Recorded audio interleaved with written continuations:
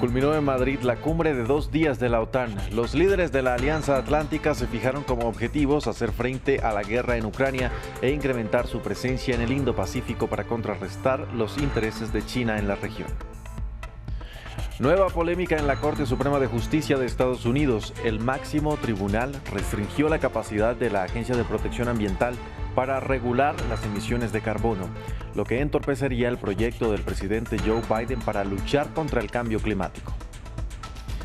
Fin del paro en Ecuador. El gobierno y los movimientos indígenas firmaron un acuerdo que pone fin a 18 días de protestas y bloqueos y que acoge parcialmente las demandas de los manifestantes.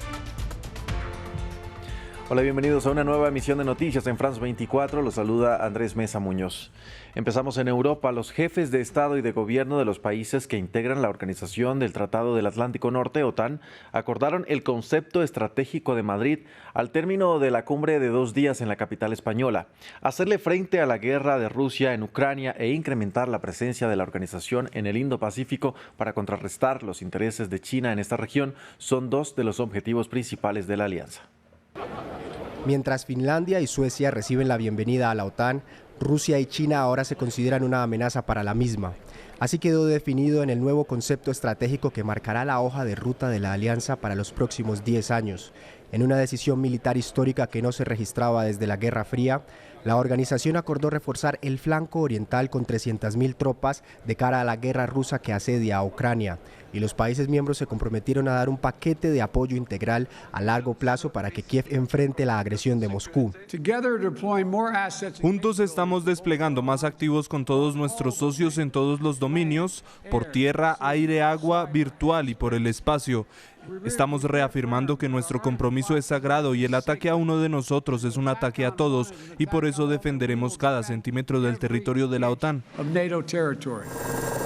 La región del Indo-Pacífico será la nueva vía estratégica de la OTAN para frenar ambiciones políticas, económicas y militares de China, un país que ahora representa un reto para los miembros de la alianza en una zona geoestratégica que incluso ya se habían planteado como objetivo Estados Unidos, Australia y Reino Unido con el pacto AUKUS en septiembre del año pasado. La colaboración en el Indo-Pacífico incluirá nuevas tecnologías para la ciberdefensa, seguridad marítima y la lucha contra la desinformación. China está aumentando sustancialmente sus fuerzas militares, incluidas las armas nucleares, intimidando a sus vecinos y amenazando a Taiwán, vigilando y controlando a sus propios ciudadanos mediante tecnología avanzada y difundiendo mentiras y desinformación rusa. Los jefes de Estado y de Gobierno dejaron claro que la crisis económica y alimentaria que afecta a varios países no es a causa de las sanciones occidentales, sino por los bloqueos de Rusia a los puertos ucranianos, y aseguraron que aunque apoyan a Ucrania y cada centímetro del territorio de la OTAN, la alianza militar no hace parte del conflicto. Y no hay optimismo sobre las conversaciones entre Estados Unidos y Teherán destinadas a bloquear el acuerdo nuclear de 2015. Después de un encuentro de 2 días en Qatar, el enviado de la Unión Europea dijo que el evento terminó sin el progreso que el equipo esperaba. Desde la capital iraní, nuestra corresponsal Catalina Gómez Ángel nos entregó detalles. Aquí en Teherán nos reunimos con Mohammad Marandi, que es asesor del gobierno en estas negociaciones nucleares, y le preguntamos cuáles eran esos puntos que son importantes para Teherán para volver a revivir este acuerdo y si tenía que ver con el asunto de levantar las sanciones contra los guardianes revolucionarios, como argumenta Washington. Los estadounidenses, a través de los medios y centros de pensamiento, aseguran que el asunto son los guardias que están en la lista de terroristas de los Estados Unidos. En respuesta digo que si Washington remueve a esta organización de la lista hoy, todavía no habría acuerdo, porque para Irán ese no es el asunto principal. El asunto principal son las garantías de que Estados Unidos no traicionará a Irán de nuevo como ya lo hizo en 2015. Irán busca la implementación del acuerdo e Irán quiere que esas garantías sean puestas en su lugar para que los estadounidenses simplemente no puedan destruir el acuerdo de nuevo e irse. Teherán siempre ha dicho que la condición principal para volver al acuerdo nuclear es beneficiarse económicamente y que se levanten la totalidad de las sanciones. Sin embargo, los críticos del gobierno radical en Teherán acusan de estar torpedeando volver a este acuerdo y no querer realmente volver a hacerlo. Le preguntamos al profesor Marandi cuáles son las condiciones en Teherán en este momento y cómo ven la situación global actualmente.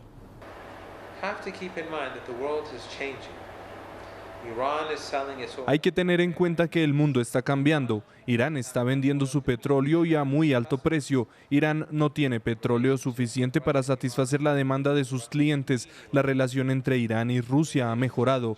Los rusos necesitan a Irán. La relación con China también ha mejorado. Los europeos han reconocido que necesitan el acuerdo. No hay petróleo adicional en el mercado, como Macron le dijo a Biden. Es así como los estadounidenses y europeos necesitan un acuerdo e Irán no pide nada extraordinario. Lo que pide es la total implementación del acuerdo firmado en 2015 y la confirmación de que Estados Unidos no traicionará nuevamente a Irán.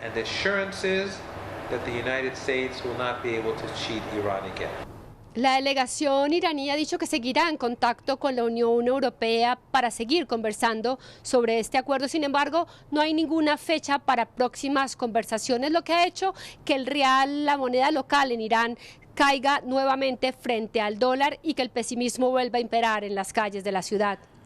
El Parlamento de Israel votó su propia disolución, una medida que envía al país a las urnas en noviembre por quinta vez en menos de 4 años. Yair Lapid, ministro de Asuntos Exteriores y artífice del gobierno de coalición saliente, se convertirá en el primer ministro interino después de la medianoche del viernes. El Parlamento israelí o Knesset fue disuelto, llevando a las quintas elecciones en menos de 4 años. Y el nombre del primer ministro Naftali Bennett no estará en la carrera electoral. Quiero hacerles saber que no tengo intención de presentarme a las próximas elecciones, pero seguiré siendo un leal servidor de este país al que he servido toda mi vida como soldado, oficial, ministro y como primer ministro. Tras varias dimisiones, Bennett anunció el colapso de su coalición de 8 partidos la semana pasada, tras solo un año de mandato, pero aseguró estar orgulloso de sus logros. Gracias a Dios, dejo atrás un país próspero, fuerte y seguro. El gobierno bajo mi dirección ha conseguido hacer en un año lo que muchos gobiernos no han logrado en un mandato completo. Bennett ha cedido el poder a su ministro de Asuntos Exteriores, Yair Lapid, que dirigirá un gobierno provisional, por lo que los dos intercambiaron sus sillas en la Knesset. Se espera que Lapid haga campaña para mantenerse en el cargo de primer ministro. Como su principal rival en los comicios del 1 de noviembre, se espera que se postule el primer ministro que estuvo más tiempo en el cargo, Benjamin Netanyahu, a pesar de los entramados de corrupción en su contra.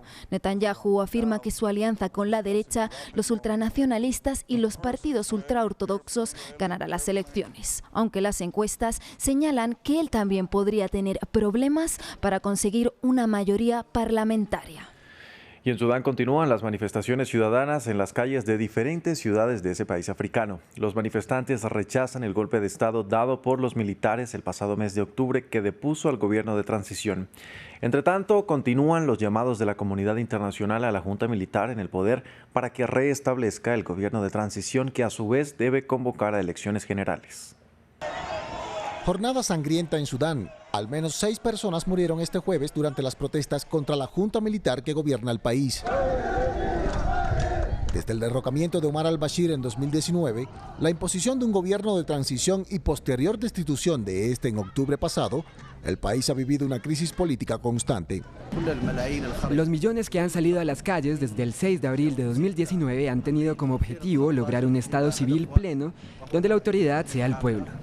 Que esta revolución sea popular y que regresen los soldados a sus cuarteles.